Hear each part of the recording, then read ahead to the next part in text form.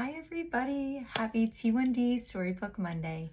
Today we are reading Rosie, the Type 1 Diabetes Warrior Goes to Diabetes Summer Camp. This is a continuation of Julia Flattery's book, Rosie Becomes a Warrior, that I read last week. And yeah, I'm excited to read it. It's written and illustrated by Julia Flattery. Let's jump in. Rosie, the Type 1 Diabetes Warrior, goes to Diabetes Summer Camp. Earlier this year, Rosie was diagnosed with Type 1 diabetes. Rosie and her parents are still trying to figure it all out. Now that it's summer, Rosie and her parents are preparing for a new school year. But before the school year starts, this summer will be packed with fun. Down the bottom here, it talks about the definition of type 1 diabetes. Type 1 diabetes is a chronic disease where the pancreas produces little or no insulin. Though more people are diagnosed in childhood, it is possible to be diagnosed with type 1 diabetes at any age. Rosie's parents asked her if she wanted to go to diabetes camp this summer, but she isn't sure if she wants to. Rosie is scared to be away from home. Her parents are a little scared too. They don't want to be too far away from her, but Dr. H recommended a diabetes summer camp that says is wonderful, Camp Wagga Gaga. Rosie and her parents shared their fears with Dr. H.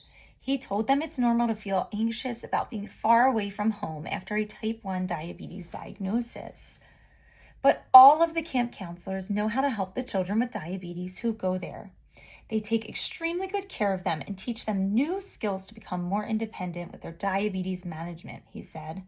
Knowing this helped Rosie and her parents feel more confident about going to diabetes summer camp. They decided it was worth a try. Rosie could always call them to come home if she needed to. Rosie was nervous as her parents drove her to the camp to drop her off. Being brave Rosie felt harder these days. She didn't expect that she'd have to be brave Rosie all the time, but having type 1 diabetes meant she got few breaks. Her parents gave her big hugs and kisses on the cheek goodbye. "Mom, Dad," Rosie shouted, "don't embarrass me." She smiled when they weren't looking. Her parents gave the best hugs. Rosie waved goodbye as they drove away. A camp counselor met Rosie and took her to a tour of the camp. As they walked around the camp, Rosie saw a lot of cabins, a lunch hall, a lake for swimming, a campfire ring, and an art room and kids running around everywhere. Rosie noticed some of them wore a continuous glucose monitor or a CGM like her. Finally, Rosie and the camp counselor arrived at her cabin. Rosie met a lot of kids there. A continuous glucose monitor is a wearable blood sugar monitoring device that measures your blood glucose levels in real time. Just move this up a little bit. There we go. She formed an instant connection with her bunkmate Maya. Maya told Rosie she was diagnosed with type 1 diabetes when she was just a baby. Rosie was shocked. She couldn't imagine having diabetes that long. Maya told Rosie, "It's okay. I have a great life. Even though I don't know what it's like not to have type 1 diabetes, some days are hard, but I see the bright side." Rosie smiled. "Come on," Maya said, grabbing Rosie's hand. "Where are we going?" Rosie asked. "It's a surprise," Maya said. Maya and Rosie skipped to the campfire ring where they heard a camp counselor singing songs. At the campfire ring, they met a boy named Timmy. Timmy was wearing an insulin pump. He said hi to the girls as soon as they sat down, and they all bonded over their favorite low blood sugar snack, gummy bears. They work and they taste good, Maya laughed. Rosie giggled in agreement. So far, diabetes summer camp was super fun. She loved how funny Maya was and how easy it was to talk to Timmy. An insulin pump is a computerized medical device that is used to administer fast-acting insulin to a person with diabetes. There are many insulin pumps available today that vary in design and functionality. After a while, the camp counselor stopped leading them in songs and told them it was time for supper. They gathered at the lunch hall, standing in a single file line until it was their turn to be served food. Rosie saw the meal they were serving, and she felt worried because she had left her type 1 diabetes book that Dr. H gave her back at the cabin. She was so excited about playing with Maya and Timmy that she forgot it. The book included all of the math tricks she learned at the hospital to manage her diabetes. She couldn't remember how many carbohydrates were in one serving of sweet potatoes. Rosie was nervous. What was she going to do now? She couldn't go back to the cabin to get it. A camp counselor saw a tear welling up in Rosie's eye. She approached her gently. "Hi," she said. "How are you doing, Rosie?" Rosie mumbled. She didn't want the other kids to see her cry. "You know, Rosie," the camp counselor said, "I love sweet potatoes. Did you know that one serving has 32 grams of carbohydrates? Not bad, huh?" She winked at Rosie. "Yeah, not bad," Rosie said, lighting up. She remembered that for every 16 grams of carb, she needed 1 unit of insulin. When she sat down at her lunch table, she took out her CGM receiver and insulin pen from her backpack. Her blood sugar was stable at 102. Since her levels were in range, she didn't need to take additional insulin to correct for a high blood sugar. All she needed to do was take her insulin for food. She needed 2 units for the sweet potatoes. She decided that she needed another 2 for the pudding on her plate, 1 for a biscuit, 1 for peas, and none for turkey. Altogether, that was 6 units. Rosie felt confident taking 6 units. Thank goodness the camp counselor liked sweet potatoes too. Carb counting. For people with diabetes, carb counting involves evaluating the amount of carbohydrates in food to determine the amount of insulin needed. Blood sugar levels. A blood sugar level is the measurement of glucose in the blood. For most people with diabetes, a stable blood sugar reading is defined by their target range. A stable reading also indicates that a person's blood sugar levels are not rising or falling at the time they are read. For most people with diabetes, target range falls between 70 to 180 milligrams per deciliter, if I'm saying that correct. You should always consult your doctor to determine what your desired range is. High blood sugar levels range in severity. If someone's target range is 70 to 180, then a high sugar level is anything over 180. Work with your doctor to determine how much insulin you should take to correct a high blood sugar reading. Everyone's treatment plan is different. Always consult a healthcare professional. Maya and Timmy sat by Rosie to eat. They talked about their lives back home as they enjoyed supper.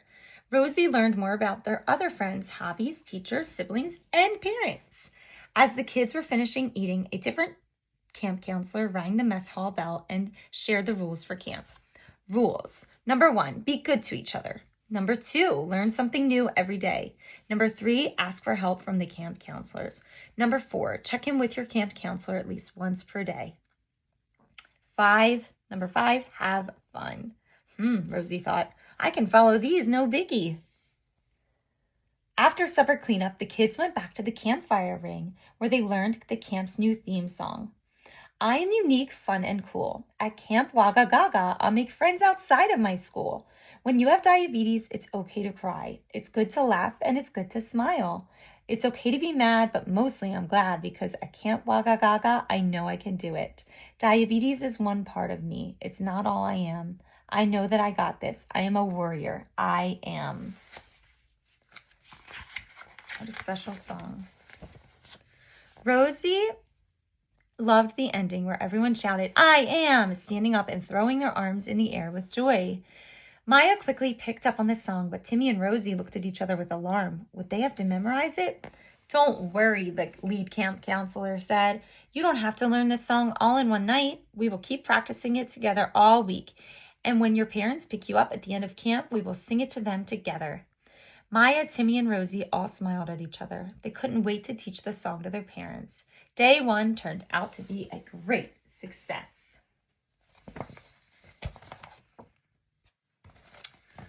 Nobody knows everything. As the days passed, Rosie met more kids with type 1 diabetes. She learned that everyone manages type 1 diabetes differently, and that's okay. She also learned that not everyone has diabetes all figured out, and that she doesn't have to have it all figured out either. One camp counselor told her that everyone is always learning. Even my parents? Rosie asked. Yes, your parents, camp counselors, and all of the other kids here are always learning new things. Everyone on planet Earth has different skills and knowledge to offer each other. Rosie's jaw dropped. She had no idea.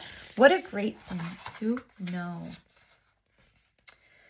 Rosie got a lot of practice with card counting at Camp Wagga Gaga. She didn't even realize it. She was too busy canoeing on the lake with her new friends, singing campfire songs, painting and drawing in the art room, and even learning archery like in the movies.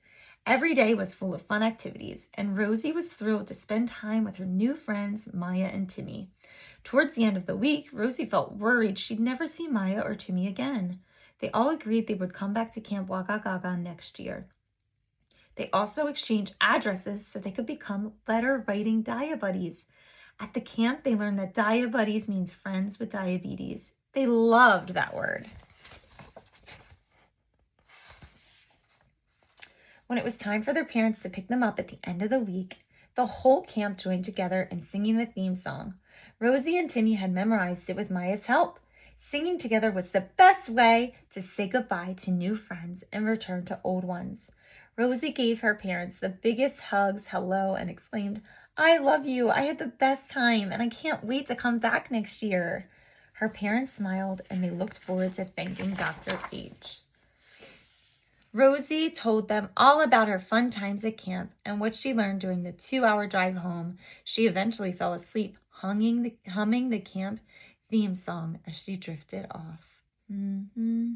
Diabetes is one part of me.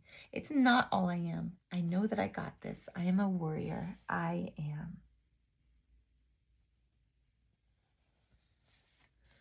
A note from Camp Wagga Gaga. If you are a parent of a child with type 1 diabetes or a child with type 1 diabetes, never forget how strong, wonderful, and resilient you are together.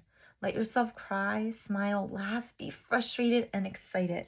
Diabetes can be a whirlwind, but you are a force.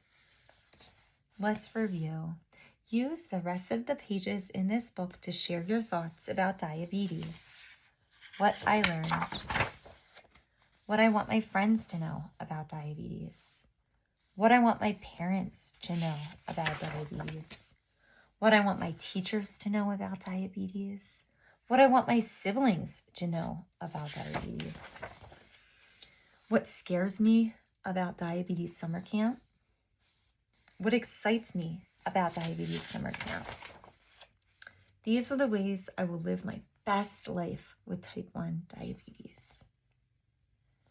And again, this is Julia Flattery. She is the author and the illustrator, and I will put her link in the caption below this reading. Thanks again for reading along. Have a great day.